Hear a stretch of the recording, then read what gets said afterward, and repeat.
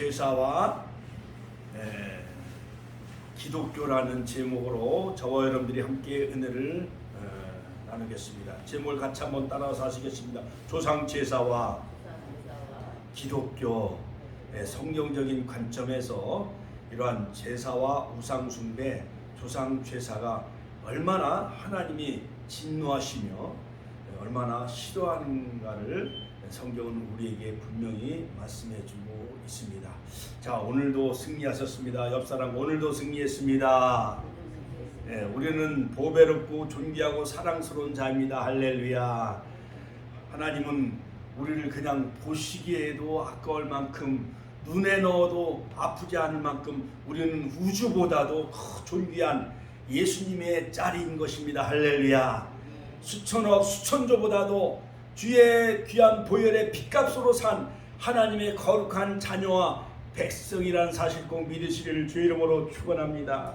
가을이 성큼 다가왔습니다. 오늘은 바로 9월 4일 첫 번째 9월을 맞이하여 첫 번째 주일을 우리에게 허락해 주셔서 우리가 첫 주일 하나님 앞에 예배 드리고 있지요. 그러므로 가을은 바로 천고마비의 계절, 등화가친의 계절이라는 수식어가 많이 있습니다. 코스모스가 길가에 펴 있어서 우리를 반가이 맞아주고 있지요. 그 다음에 여러가지 감과 밤과 사과, 배, 오곡백과 무르익는 결실의 계절이기도 하지요. 우리가 잘 알고 있는 유명한 라이너 마리아 릴케의 그 가을날이라는 시를 우리가 떠올리곤 하지요. 주여 때가 되었습니다. 여러분 참으로 위대했습니다. 해시계 위에 당신의 긴 그림자를 들이우시고 들판 위에 바람을 놓아 주십시오. 막바지에 열매들이 영글도록 명하시고 이틀만 더 남녘의 날들을 허락해 주십시오. 영근 포도송이가 더 완숙하도록 이끄시어 마지막 단맛을 더하게 하여 주옵소서라는 그런 그 시를 통해서 정말 하나님이 모든 우주 만물을 주관하시고 귀한 열매를 있게 하시는, 결식케 하시는 하나님 것을 우리가 우리에게 깨우쳐 주고 있지요. 더도 말고 덜도 말고 한가위만 같아라. 자, 저를 보세요. 같이 한번 따라서 하실까요? 더도 말고 덜도 말고 한가위만 같아라 라는 옛말이 있죠. 그래서 모든 농부들이 봄에 씨앗을 뿌리고 여름에 거름을 지고 가을에 그 풍성한 그 오곡백과 그 열매를 추수하는 이 결실의 계절 가을에 8월 15일 8월 한가위, 그 추석 그 한가위 그 보름달을 바라보면서 송편을 빚고 귀한 열매를 우리가 서로 나누면서 하나님 앞에 감사하며 예배하며 찬양하는 이 8월의 그러한 그 한가운데 날이라는 그 8월 15일 바로 추석이 이제 곧 다가왔죠. 다음 이제 9월 10일 토요일이 바로 추석인데 태풍이 막 이제 오키나와까지 올라오고 이제 5일 6일이면 또 한반도의 그 부산 해협에 이제 가까이 이제 다가온다고 하는데 모든 나라가 지금 긴장하고 있고 또한 대통령도 경계하면서 이제 단속하라고 이렇게 지시한 것을 볼 수가 있습니다. 그러므로 여러분 삼국사기에 보면은 신라 그 3대 유리왕 때에 많은 궁녀들이 길쌈놀이를 하면서 유래되어졌다 해서 그것이 바로 가배 또한 한가위라는 그 명칭이 이제 유래가 되어졌다는 것입니다.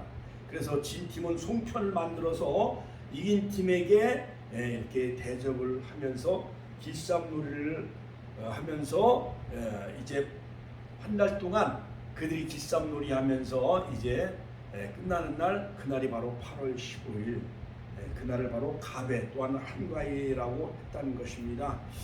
자, 그러므로 여러분 믿지 않는 사람들은 이 8월 15일을 매우 중요시 여기며 조상 제사에 대한 그러한 여러 가지 문화 전통에 빠져들고 있는데 이것이 하나의 미풍양속인 것처럼 그렇게 살아가고 있습니다만, 그러나 성경적인 관점에서 보면은 바로 조상에 대한 제사 우상 숭배이기 때문에 바로 십계명에서도 나 외에 다른 신을 섬기지 말라, 너를 위하여 다른 우상을 만들지 말라, 이렇게 분명히 정확하게 십계명에 그렇게 우리에게 가르치고 있기 때문에, 무엇보다도 우리는 하나님을 믿는 백성들은 우주 만물을 주관하시고 귀한 열매와 귀한 과일을 주시고 귀한 채소를 주신 하나님께만 예배하며 찬양하는, 경배하는 우리 귀한 믿음의 축복의 가족들이 다 되시기를 주님의 이름으로 축원합니다. 오늘날 세계의 모든 그 우상 숭배의 실체를 살펴보면은 얼마나 어리석은지를 우리가 깨달을 수가 있습니다. 바로 그 불교권의 그 힌두교 그 인도 나라에서는 쥐가 번성하기 때문에 쥐를 신격화하며 우상화한다는 것입니다. 그러므로 쥐가 이 자손 번성의 중개자로 여겨 신성시 여겨서 인도 사람들은 거의 쥐를 죽이지 않는다는 거예요. 그러면서 덫에 잡힌 쥐들을 집에서 멀리 떨어진 곳에서 풀어준다고 하면서 캘커다 공원에서는 쥐들에게 먹이를 주기도 하는데, 바로 인도의 곡물 생산량의 4분의 1을 쥐들이 다 먹어 치운다는 거예요. 그러면서 그 쥐를 바로 신격화하며 우상화한다는 거예요. 서인도 지방의 사막에 있는 그러한 라자스탄이라는 중심부에 그 쥐들을 위해 만든 되시누크라는 그 고대 사원이 있다라는 거예요. 절만한 것을 지어가지고 쥐를 위해 사원을 지어서 그 쥐를 숭배한다는 것입니다. 25,000 루비 약 3,300달러에 상당한 그 곡식을 매년 사원에서 키우는 그런 그 쥐들에게 먹이로 쓰인다는 거예요. 인도 나라는 코끼리도 신격화하며 우상화하고 뱀도 신격화하며 우상화하며 인더스강, 겐지즈강 거기에서 그들은 목욕을 하면서 신에게 어떠한 소원을 빌고 하는 그러한 인도는 범신론의 나라예요. 또한 일본은 800만 개의 우상을 숭배해요. 일본은요 태풍이 얼마나 강타하고 또한 많은 그 지진 폭발로 인해서 많은 사람들이 공포에 떨고 살고 있기 때문에 한 집에도 막 10개, 20개 이상 그 우상을 만들어 놓고 우상 숭배하고 있다는 거예요. 자, 여러분, 또한 그 그리스라는 나라에는 악티움 신전이라는 그 신전에 매년 그 파리 신에게 황소를 바치는 그러한 어리석은 그러한 그 우상의 나라 미신을 숭배하는 그러한 그 나라가 있다라는 겁니다. 그러면 우리 민족은 그들보다 더 나았습니까? 천만의 말씀. 외국인들이 볼 때 정말 해외 토픽감입니다. 크리스찬 대학에서도 천하 대장군, 지하 여장군이라는 그 정승을 세워놓고 그것이 마치 그 나라 그 대학을 수호해주는 신마냥 그것을 수호신으로 그렇게 우상 숭배하고 있다는 것을 생각해 볼 때에 옛날에 많은 그 대통령들은 청와대에도 불상을 갖다 놓고 우상 숭배하는 일들이 비일비재했다는 것입니다. 여러분, 또한 그뿐만 아니라 여러 가지 비행기를 사거나 빌딩을 짓고 하면은 돼지 머리를 사다가 고사를 지내요, 안 지내요? 시루떡을 갖다 놓고 돼지 그 머리 그 입에다가 막 5만 원짜리 막 만 원짜리 수표를 막 거기다가 막 받쳐놓고 막 무사하게 해달라고, 집이 무너지게 하지 않게 해달라고 고사를 많이 지내요, 안 지내요? 지내요. 옛날 시골집에 기와집을 지면 그 상랑식을 할 때에 그 상랑식에다 막 실을 막 감아놓고 북어대가를 거기다가 막 받쳐요, 안 받쳐요? 받쳐요. 뭐 집을 지키는 뭐 여러 가지 수호신이 있다고 하면서 북어를 갖다 받쳐놓고 거기다 실을 막 동여매고 그리고 마에 제사를 지내고 또한 절을 하고 고사를 지내는 것을 볼 수가 있습니다. 옛뱀의 독성을 쏘인 타락한 인간들은 잃어버린 하나님의 형상을 찾기 위해 발버둥 치며 종교성이 나타나는 것인데, 인간만큼 범사의 아데네 사람처럼 종교성이 많은 동물이 없습니다. 그러므로 알지 못하는 신에게도 그들은 전을 만들어 놓고 그 우상 숭배에 빠졌어요. 아데네 사도행전 17장에. 자, 그래서 사도 바울 로마서 1장에서 보면 그 생각이 허망하여져서 미련한 마음이 어두워졌고 썩어지지 아니한 하나님의 영광을 썩어질 금수와 버러지 형상 우상으로 바꿔치기 해 버렸다라고 이렇게 성경 로마서 1장에서 바로 사도 바울은 그렇게 언급하고 있는 것을 볼 수가 있습니다. 악한 마귀들이 하나님의 진리를 거짓 것으로 바꾸고 피조물을 조물주보다 더 경배하고 우상화하고 있는 것을 보면서 사도 바울은 안타까운 마음으로 성경에서 바로 계시를 받아서 성경을 통해서 로마서에 있는 성도들을 향해서 밝혀주고 있는 것을 볼 수가 있습니다. 그러므로 여러분, 옛날 시골에 가면 큰 선왕당을 거기에 우상화하면서 8월 보름날 추석이 되어지면은 거기다가 시루떡을 갖다 놓고 막 동네에 막 번영과 안녕을 기원하면서 고사를 지내요, 안 지내요? 고사를 많이 지내곤 했습니다. 그러므로 우리 인간의 생각이 얼마나 옛뱀 마귀 사탄 아담과 하와 이후 타락한 이후 에덴 동산을 쫓겨난 우리 인생들은 얼마나 그 생각이 다 부패하고 타락하여져서 그 생각과 마음이 허망해졌다라고 밝혀주고 있는 것을 볼 수가 있습니다. 우리 인간이 얼마나 미련한지요. 여러분, 허수아비 옛날 그 가을을 들녘에 보면 허수아비를 우리가 볼 수가 있잖아요. 그렇죠? 허수아비는 우리 인간이 이렇게 허수아비를 만들어 놓으면은 그 황금 물결 추물렁일 때 그 새들이 날아가다가 허수아비가 마치 사람인 것처럼 착각을 해가지고 새들이 와서 곡식을 먹어요, 안 먹어요? 안 먹잖아요. 그것을 방지하기 위해서 그 곡식을 지키기 위해서 허수아비를 만들어 놓잖아요. 그거 마냥 우리 인간이 어떠한 불상을 만들어 놓거나 조상에게 제사를 지내거나 어떠한 지하 여장군, 천하 대장군, 그 다음에 선왕당을 만들어 놓고 비는 것은 다 허수아비와 같이 그렇게 박제와 같다라는 거예요. 자, 그러면 첫 번째로 왜 우리 인간은 이렇게 설날이나 또한 추석이 다가오면 조상 숭배를 하게 되어지는가, 제사를 지내는가, 그 정체는 무엇인가? 제가 이 시간 말씀드리겠습니다. 자, 여러분, 명절 때가 다가오면은 세상 믿지 않은 많은 사람들은 이러한 그 조상 제사를 중요시 여깁니다. 또한 기독교인들은 우리는 하나님을 믿기 때문에 여러 가지 신앙적인 차이로 인하여서 여러 가지 충돌이 생기게 되어집니다. 우리는 유일신 하나님을 섬기는 성도이기 때문에 조상 제사를 인정할 수 없지요. 우리가 섬기는 하나님 아버지는 본질상 어떠한 인간이 만들어 놓은 제사상이나 어떠한 전이나 어떠한 그러한 것의 우상의 형상을 만들어 예배할 수가 없는 것입니다.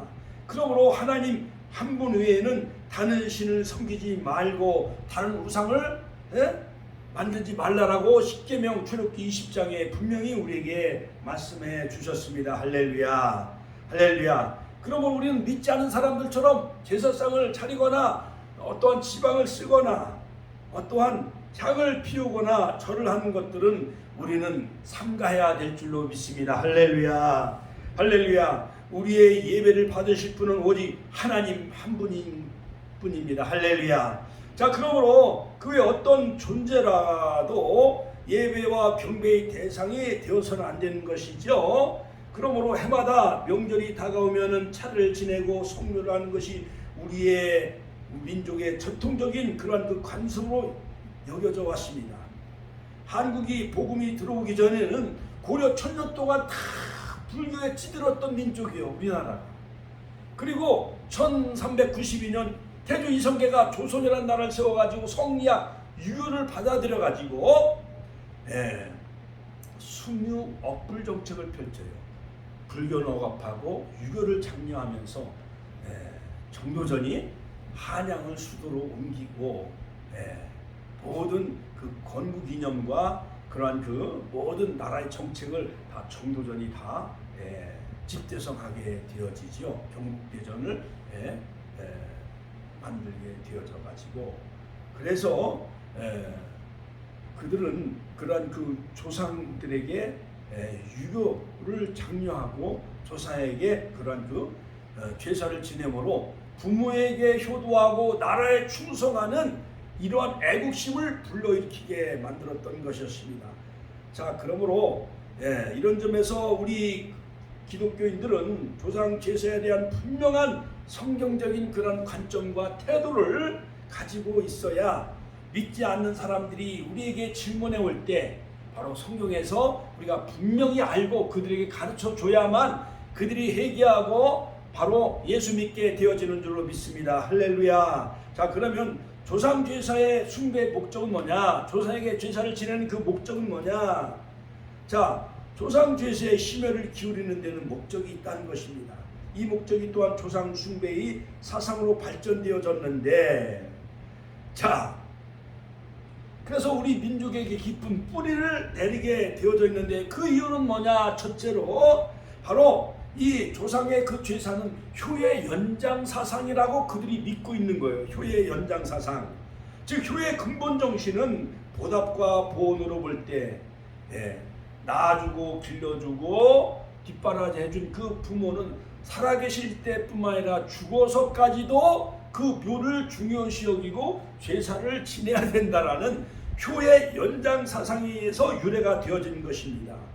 그러므로 생존시만 아니라 사후 죽은 후에도 엄숙한 제사를 통하여 죽은 이를 생존인과 같이 섬기듯 하라는 중용에 나오는 전례의 교훈을 그들은 따르게 되어지죠. 그래서 이를 계속하여 받들어 공영함으로 효를 이어가게 되어지는 거예요. 그것이 바로 추양계호라고 하는 것입니다. 또 두 번째 뭐냐면 기복사상. 자, 기복사상은 뭐냐? 조상을 잘 섬기면 후손이 복을 받는다라는 오래된 그런 그 전통 기복사상에서 조상 숭배가 엄숙하게 시행이 되고 있는 것이죠. 임택진 목사님이 쓴 그 가정을의 그 지침서에 나오는 것입니다. 자, 또한 사자를 잘 섬기면 살아있는 후손을 잘 가호한다라는 그런 잘못된 믿음을 에서 유래된 그 미신과 기복적인 사상이에요.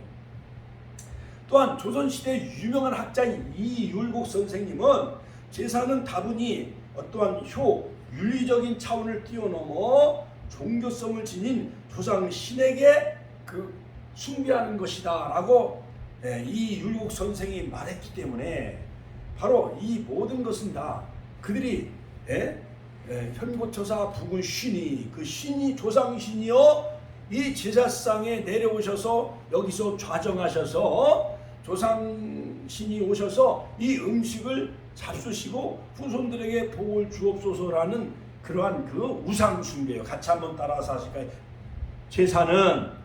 제사는 엄연히 우상 숭배다. 그러고 우리 믿는 사람들은 제사를 지내야 돼요, 안 지내야 돼요?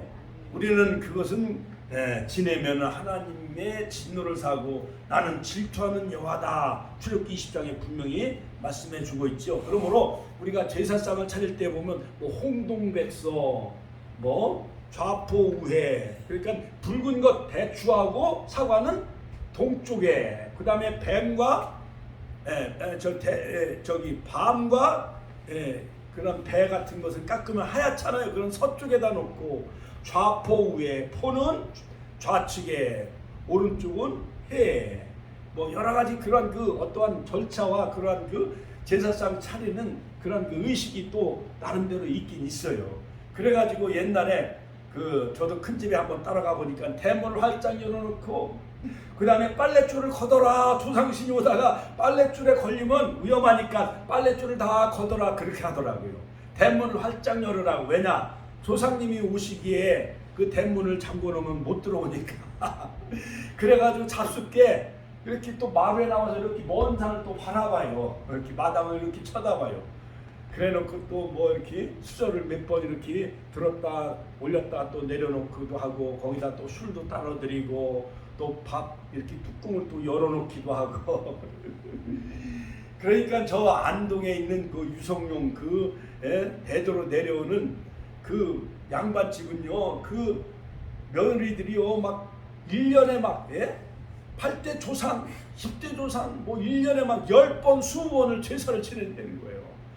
그러니 그 며느리들이 허리가 다 배겨나겠습니까? 여러분, 바로 이 기복시상 사상은 매우 위험한 것이에요.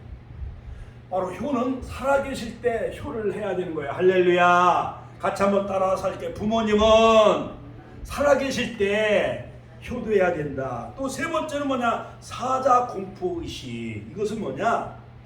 죽음은 그것으로 단절이 아니고 죽은 후에 국천을 헤매고 다닌다는 거예요. 조상신들이 그 죽은 날 옛집을 찾아와서 제사 음식을 먹는다는 거예요. 후손은 그 줄인 그 조상신을 달래주고 섬기는 행위를 제사를 통해서 의식화하는 거예요. 그러면 그 죽은 훈령은 후손을 가후에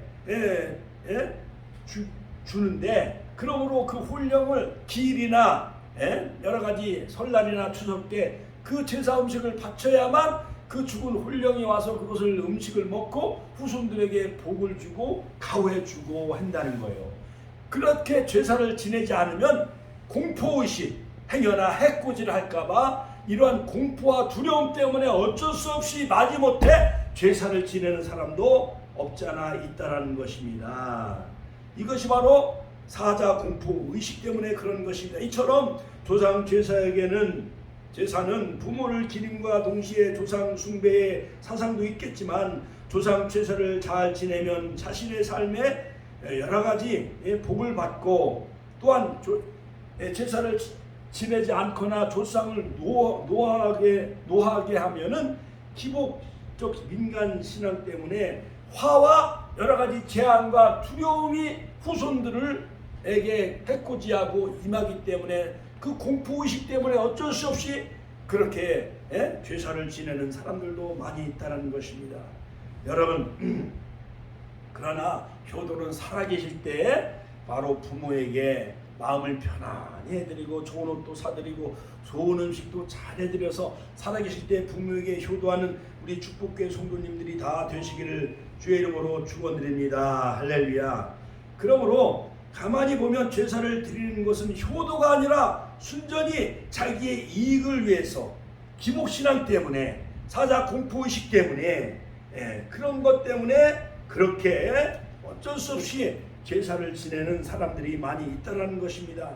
또한 여러 가지 49제, 천도제라는 이런 엉뚱한 샤머니즘과 짬뽕이 되어져 가지고 무속신앙과 더불어 이 제사를 지내는 이유는 제사를 지냄으로 억울한 혼백을 의뢰해 주는 것이라고 생각을 하고 있다는 것입니다.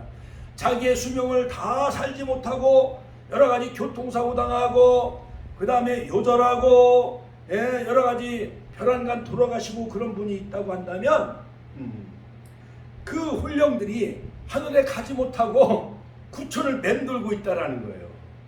그래서 막 무당을 데려다가 구슬하기도 하고 절에 가서 49제를 지내기도 하고 천도제를 지내고 하고 한다는 건데, 그렇게 안 하면 죽은 훈령이 억울하게 돌아가셨기 때문에, 교통사고 나서 죽었기 때문에, 물에 빠져 죽었기 때문에, 불에 타서 죽었기 때문에 이 훈령들이 바로 가지 못하고 해코지를 하고 구천에 맴돌고 있다는 거예요. 그래서 그 훈령을 위로해 준다는 그런 그 명분을 그 무당들이 속여가지고 자손들에게 막 많은 돈을 막 요구하기도 하고 제사상을 날마다 차려야 된다는 걸 49번이나.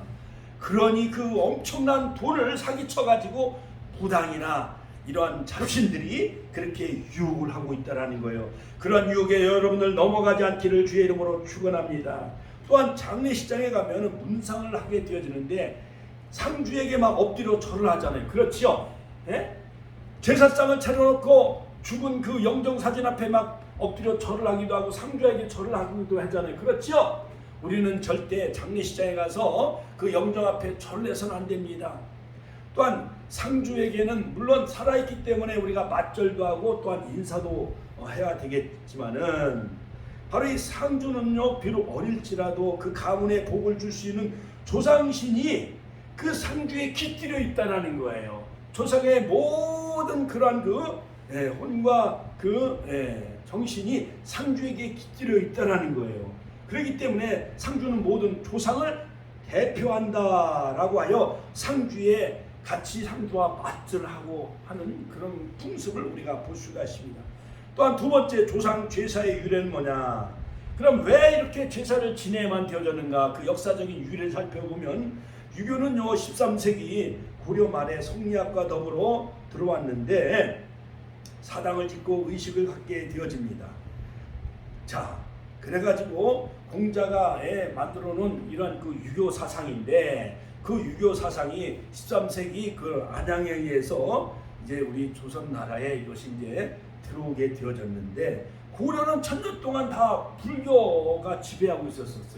그러니까 고려 때 1000년 동안 사람들은 제사라는 것을 모르고 살았었는데, 이성계가 조선한 나라를 세우고 난 후부터는 이런 제사 지도가 생겨나게 되어진 거예요. 자, 그러나 유교 공자가 만들어낸 그 조상 제사에 참된 그 진정한 그 의도는 뭐였느냐? 조상이요, 현재 남아있는 그 고인의 자녀들을 걱정하지 마시고 이 선친이 평안한 영면을 위하여 제사를 지내게 되어졌는데, 그것은 뭐냐? 조율 이시행 5가지 음식, 대추, 밤, 감, 배, 은행, 이것을 후손들이 먹고 상비약으로 먹고 자녀들이 다 건강하게 자랄 테니 조상신은 걱정하지 마시고 평안하게 영면하소서, 그런 의미였다는 거예요. 그래서 돼지고기를 먹고 채지 아니하도록 새우젓을 먹어요, 안 먹어요? 새우젓을 먹지요. 돼지고기 먹을 때 새우젓을 이렇게 찍어 발라 먹잖아요. 그렇지요? 그리고 옛날에는 이런 약방이 없었기 때문에 상비약이 부족했다라는 거예요. 그렇기 때문에 배를 갈아서 먹으면은 체한 사람이 쑥 내려가요, 안 내려가요? 내려가잖아요. 그래서 배와 뭐 대추, 밤, 여러 가지 감, 밤, 은행, 이런 것을 조율 이시행, 이런 것을 이렇게 차려놓고 공자가 직접 해석한 그 자녀들을 위한 상비약을 의미하는 것이었다는 거예요.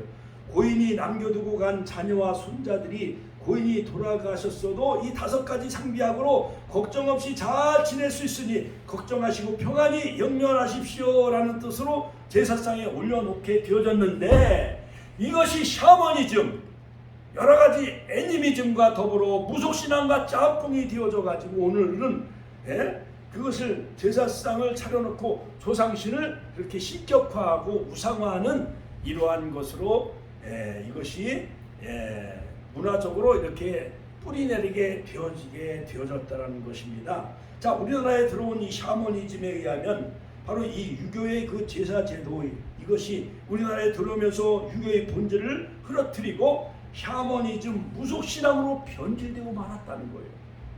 그러니까 우리나라 사람들은 뭐든지 우상화하는 것이 있어요. 우상화. 선왕당도 우상화하면서 거기다가 막 복을 달라고 빌기도 하고, 또한 보름달, 정월 보름달을 보면 보름달을 놓고 그 할머니들은 우리 손잡고 보게 해달라고, 할머니들이 옛날 보름달을 보고 빌어요? 소원을 빌어요? 안 빌어요? 소원을 많이 빌었잖아요. 추석날 8월 한가위에도 보면 추석 그 보름달을 보고 막 소원을 비는 이러한 기복사상, 샤머니즘화 되어지고 말았다는 거예요. 자, 그래서 오늘날 이제는 막 연휴가 되어지면 성묘 벌초라 가지고 다 성묘를 해요. 끝나버리고. 그리고 막 해외로 여행을 다녀요. 관광지로 다 호텔에 가서 배달을 시켜가지고 5만원 10만원 주고 그냥 제사상 이렇게 가져오라고 해놓고 그냥 형식적으로 하고 그냥 또 가져가라고 하고 그게 끝나버리고. 그 옛날에는 뭐 부모님들 알지 못하는 바나나나 또한 위스키나 이렇게 피자 같은 거 놓고 그렇게 그냥 간단하게, 해외에서도 이렇게 간단하게 이렇게 제사의식을 한다는 그런 그 웃지 못할 일들이 많이 있습니다. 자, 여러분, 누가복음 16장에 보면 부자와 나사로가 죽어서 부자는 음부에 들어가고 나사로는 아브라함 그 품 안에 들어가지요. 그래서 그 나사로가 바로 아브라함 품 안에 들어갔는데, 이 부자는 그 음부의 불구덩이에서 너무 뜨거우니까 나사를 시켜서 그 혀에 물을 찍어 달라고 하면서 하소연하는 것을 볼 수가 있습니다. 그리고 내 자손들이 5명이 있는데 나사를 보내서 바로 이 내 후손들이 이 음부에 오지 아니하도록 그 나사를 보내소서 하니까는, 그러나 모세와 선자의 말을 듣지 아니하면 죽은 자가 살아난다 할지라도 구원함을 받지 못한다. 할렐루야.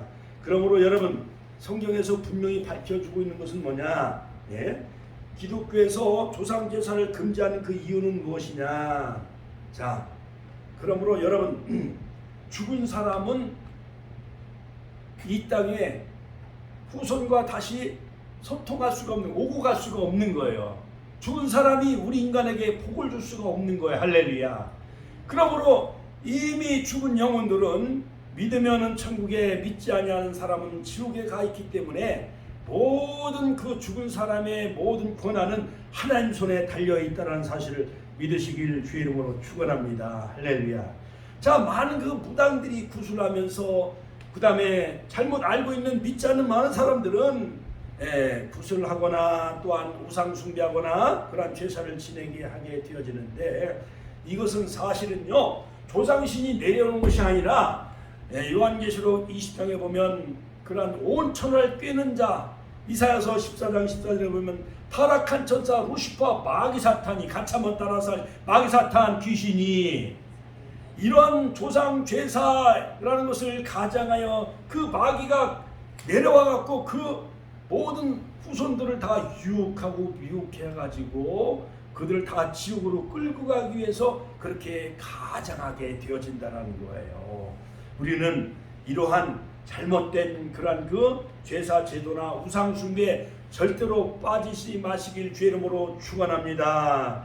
할렐루야. 자, 그러면 하나님은 사람을 육체와 영혼으로 창조하셨지요. 인간이 죽으면 바로 이 육신은 어디에 묻히나요? 땅에 묻혀요. 그렇죠. 땅에 묻히고 바로 영혼은 바로 하나님이 정하신 곳으로 가게 되어지는데, 자, 영이 떠나면 육체와 분리가 되어져서 영혼은 믿지 않은 사람은 음부에 들어가고 믿는 사람은 낙원에 들어가게 되어지는 거예요.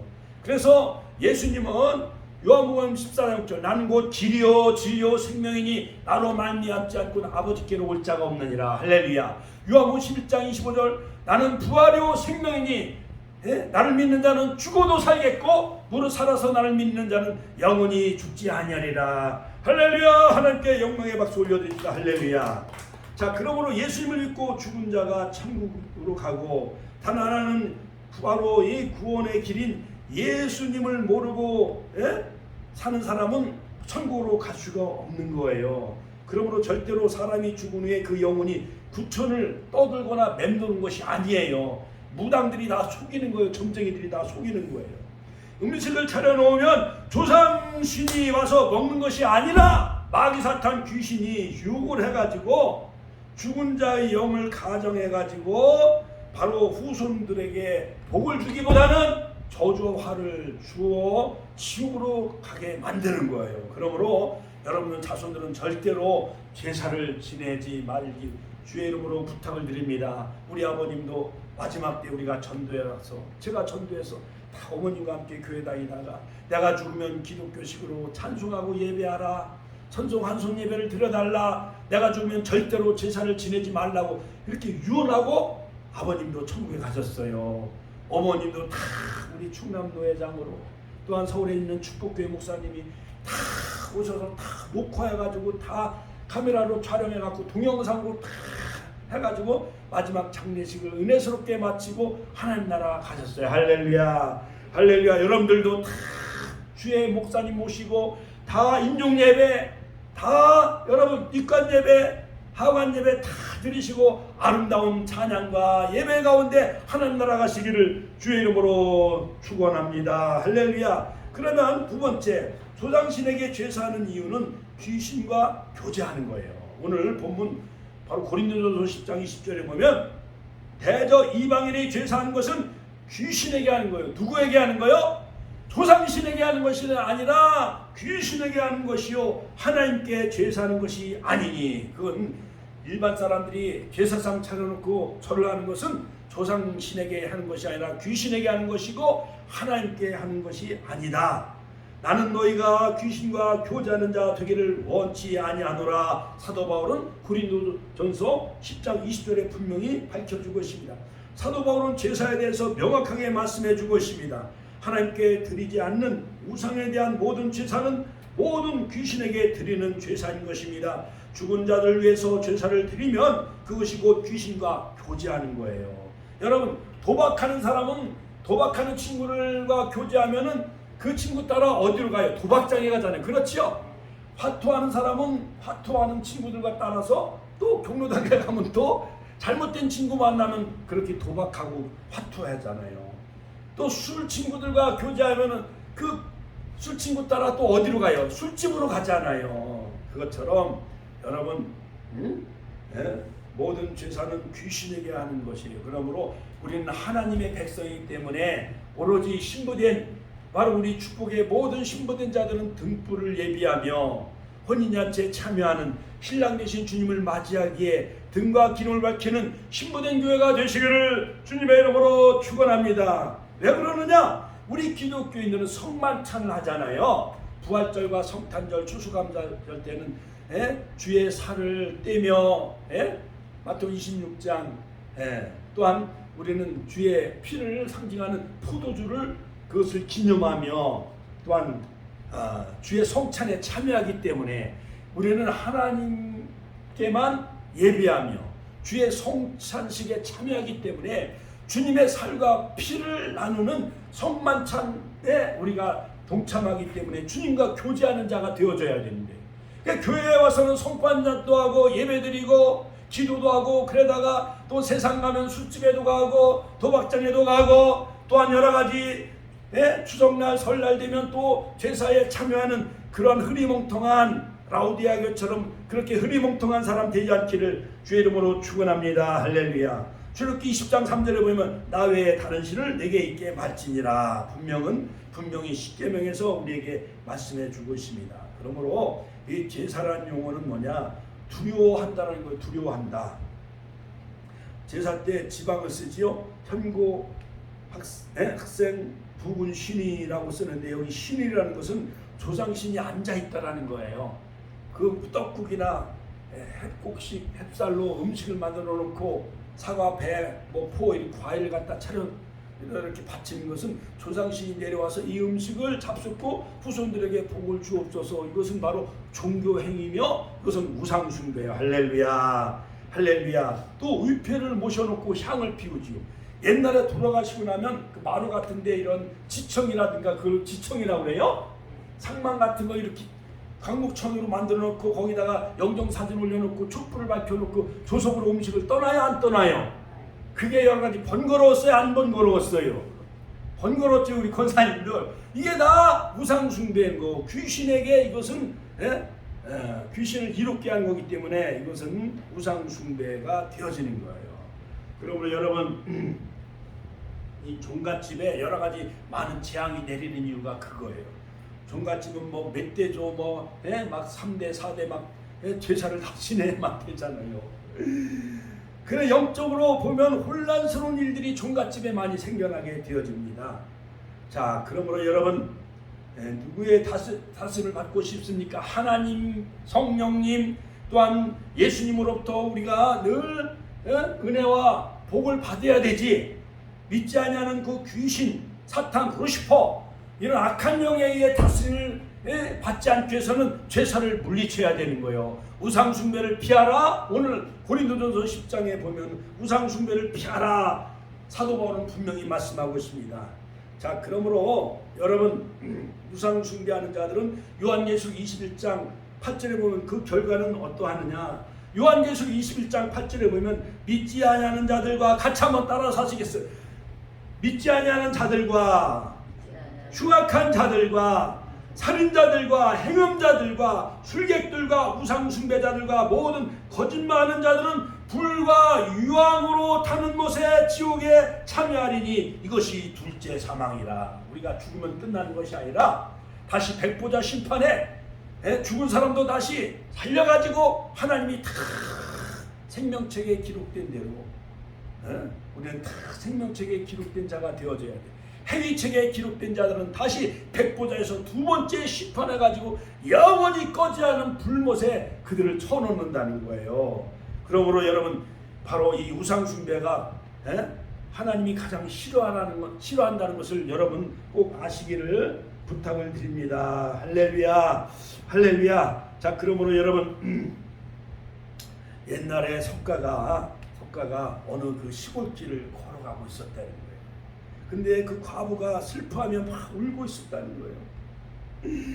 과부는 그 3대 독자 아들이 죽어가지고 막 슬퍼하며 울고 있었다는 거예요.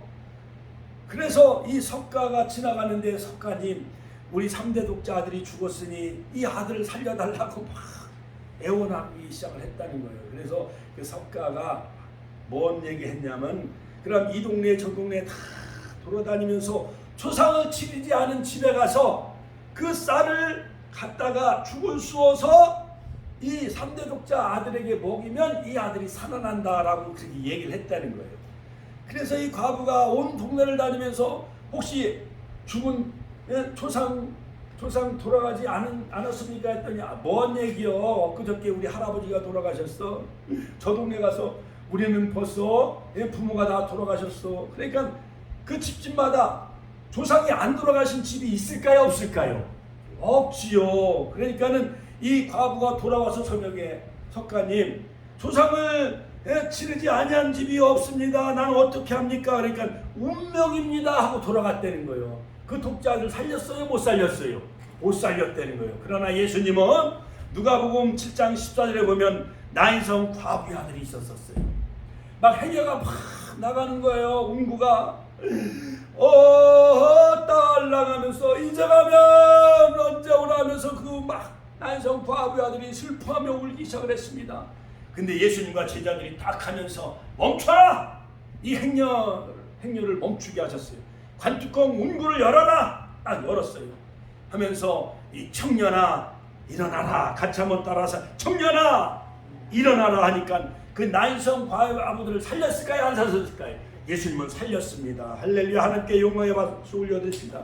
요한복음 10장 40절 44절에 보면 바로 이 나사로 이 3남매가 살고 있었습니다. 그런데 그 오라버니 나사로가 그만 죽었어요. 썩고 냄새가 나고 있었습니다. 벌써 죽은 지 나흘이나 되어졌어요. 나흘이나 됐어요. 자, 그런데 바로 마르다와 마리아는 예수님에게 막 엎드려 나와서, 예수님이 여기 계셨더라면 우리 오라버니가 죽지 않았으리라. 나는 부활이요 생명이니 나를 믿는 자는 죽어도 살겠고 무릇 살아서 나를 믿는 자는 영원히 죽지 아니하리라. 주여. 마르다는 나중 부활을 믿었어요. 근데 마르다는 예수님 무릎 발 앞에 엎드려 막 예수님을 맞이했어요. 그러면서 우리 나사로가 어디 있느냐 하면서 막 그 무덤을 향해 나가셨어요. 많은 유대인들이 예수님이 무슨 기적을 행하나, 유대인들은 표적을 구하고 헬라인은 지혜를 구했잖아요. 그래서 예수님을 따라가 그 무덤에 따라갔어요. 예수님이 첫 번째 돌을 옮겨 놓아라. 같이 한번 따라서 돌을 옮겨 놓아라. 믿으면 하나님의 영광을 보리라. 하나님 앞에 울어라. 하나님 앞에 감사 기도를 드립니다. 예수님. 그러면서 예수님은 명령으로 선포합니다. 나사로야 일어나라. 같이 한번 따라서 나사로야 나오너라. 나사로야 일어나라. 풀어놓아 다니게 하라. 할렐루야. 그랬더니 무덤에 잠들었던 나사로가 살아날게요? 안 살아날게요? 살아났습니다. 바로 기독교는 생명과 부활이에요. 할렐루야. 하나님께 영광의 박수 올려드립시다. 할렐루야. 마가복음 5장 41절에 보면 해당장 야일의 딸이 죽었어요. 그래서 베드로와 야고보와 요한 세 제자를 데리고 가서 소녀야 내가 네게 말하노니 일어나라. 달리다고. 같이 한번 따라서 달리다고 하니까 해당장의 야일의 딸이 살아날게요? 안 살아날게요? 살아났어요. 해당장 야일의 딸도 살렸습니다. 또한 나사로도 살렸습니다. 그 다음에 나인성 과부의 아들도 살렸어요. 그러므로 석가는 죽은 사람을 살리지 못했을지라도 바로 예수님은 죽은 자를 살렸습니다. 기독교는 부활과 생명이 되어지는 것입니다. 할렐루야. 할렐루야. 자, 그러므로 여러분 에베소서 2장에 보면 너희 허물과 죄로 죽었던 너희를 살리셨도다. 그때 너희가 그 가운데 행하여 이 세상 풍속을 쫓고 공중권세 잡은 자를 따랐으니 곧 지금 불순종의 아들들 가운데 역사하는 영이라. 전에는 우리도 다 그 가운데 우리의 욕심을 따라 지내며 본질상 진노의 자녀이었으니 긍휼의 풍성한 하나님이 우리를 사랑하신 그 큰 사랑으로 인하여 허물과 죄로 죽은 우리를 그리스도와 함께 살리셨고. 할렐루야. 우리는 다 본질상 진노의 자식이었어요. 허물과 죄로 영원히 죽을 수밖에 없는 저희들을 주님이 오셔서 살려주셨어요. 그러므로 너희가 그 은혜로 인하여 우리가 예수를 믿기만 하면 구원을 얻게 되어지는 축복을 다 누린 줄로 믿습니다. 그러므로 에베소서 2장 8절에 보면 너희가 그 은혜를 인하여 믿음으로 말미암아 구원을 얻었나니 이것이 너에게서 하는 것이 아니오 하나님의 선물입니다. 할렐루야. 하나님께 영광의 박수 올려드립시다. 할렐루야. 사도행전 17장에 보면은 알지 못하던 시대는 하나님이 허물치 아니했다고 했습니다. 이제는 어디든지 사람을 다 명하사 회개하라 하셨으니 이는 정하신 사람으로 하여금 천하를 공의로 심판한 날을 작정하시고 이에 저를 죽은 자 가운데서 다시 살리신 것으로 모든 사람에게 믿을 만한 증거를 우리에게 다 주셨다라고 말씀하고 있습니다. 그래서 로마서에 보면 하나님의 능력과 신성이 그 만드신 만물에 나타내 보였나니 우리가 하나님을 모른다 핑계할 자가 없다고 했어요. 할렐루야. 그러므로 알지 못하던 시대에 우리 할아버지 조상들은 다 불교를 다니고 유교로 우상숭배에 빠졌지만은 그러나 이제는 허물치 아니했고 이제는 어디든지 사람들을 명하사 다 회개하라 하셨으니 할렐루야. 요한계시록 22장에 보면 두루마기를 빠는 자가 거룩한 성에 참여하리라. 생명나무와 거룩한 성에 참여하는 자 다 되시기를 주의 이름으로 축원합니다. 두루마기를 빠는 자는 뭐냐? 회개하는 자가 거룩한 성과 생명나무에 들어가게 되어지는 거예요. 믿습니까? 할렐루야. 할렐루야. 자, 그러므로 우주와 그 가운데 만유를 지으신 하나님, 그 하나님은 천지 주제가 되신다라고 아레오바고 그 연설에서 바로 사도 바울은 아덴의 그 알지 못하던 신을 믿는 그 종교성이 강한 그 아덴의 사람들에게 그렇게 설교한 것을 볼 수가 있어요. 우주와 그 가운데 지으신 그 하나님께서는 천지 주제가 되신다. 할렐루야. 손으로 지은 전에 계시지 아니하시고 또 무엇이 부족하여 사람의 손으로 섬김을 받으신 것이 아니니 이는 만민에게 생명과 호흡과 할렐루야 만물을 친히 주시는 자이심이라고 사도 바울은 그렇게 언급한 것을 볼 수가 있습니다. 자, 그러므로 사랑하는 성도들은 결론적으로 자, 하나님은 죽은 자의 하나님이 아니요 산 자의 하나님이 되십니다. 그러므로 고린도전서 10장 31절에 보면은 먹든지 마시든지 다 하나님의 영광을 위하여 하라. 할렐루야. 그러므로 결론적으로 귀신들이 집안을 시끄럽게 하지 않으려면 조상 제사를 우리는 그만두고 온 가족이 함께 모여 하나님 앞에 감사 찬양하며 예배하는 그런 중추절 추석이 되시기를 주의 이름으로 축원드립니다. 고린도전서 10장 23절에 보면 모든 것이 다 가하나 모든 것이 다 유익한 것이 아니요 모든 것이 다 가하나 모든 것이 다 덕을 세우는 것이 아니니 누구든지 자기의 유익을 구하지 말고 남의 유익을 구하라. 할렐루야. 그러므로 우리가 우상의 제물도 실족하여 넘어질 사람이 있으면 우상의 제물 음식을 먹어야 돼요? 그냥 삼가야 돼요? 삼가야 되고 금해야 돼요. 그러나 믿음으로 먹으면은 사실 해가 되지 않습니다. 자, 그러므로 여러분 디모데전서 4장 2절 8절에 보면 식물은 하나님이 지으신 바니 믿는 자들과 진리를 아는 자들이 감사함으로 받을 것이니라. 그러므로 하나님이 지으신 모든 것이 선함에 감사함으로 받으면 버릴 것이 없다라고 했어요. 그러므로 내 사랑하는 자들아 우상 숭배하는 것을 피하라. 고린도전서 8장 10절 우상 숭배를 피하라. 같이 한번 따라서 우상 숭배를 피하라. 모든 식물은 하나님이 지으신 바니 믿는 자들이 감사함으로 먹으면은 해가 되지 않지만은 그러나 실족하여 넘어지는 믿음이 연약한 자들 위해서 우리는 되도록이면 삼가는 것이 유익이며 덕을 세우는 것이 되어지는 것입니다. 그러므로 고린도전서 10장 31절 먹든지 마시든지 다 무엇을 하든지 하나님의 영광을 위해 살아가는 하나님의 영광을 위해 살아 오직 예수 같이 한번 따라서 오직 예수 오직 믿음 오직 할렐루야 오직 그리스도로만 오직 성경으로만 오직 은혜로만 오직 그리스도로만 오직 하나님께 영광을 돌려드리는 그러한 중추절 그러한 추석 명절 하나님 앞에 감사하며 예배하며 찬양하는 그러한 축복된 날이 되시길 주의 이름으로 축원합니다. 그렇다면 우리는 어떻게 해야 됩니까? 우리는 추모식, 물론 기념하는 것은 우리가 해야 될 필요가 있어요. 그 유훈과 아름다운 덕을 기리는 것은 좋고 부모님의 그 신앙을 길이길이 계승하는 것은 좋아요. 그러므로 우리는 추모 예배, 또 감사 예배, 물론 예배에 대해서는 하나님께만 드리는 거지만 우리는 하나님, 주 하나님 지으신 모든 세계 내 마음속에 그리워 볼 때 할렐루야.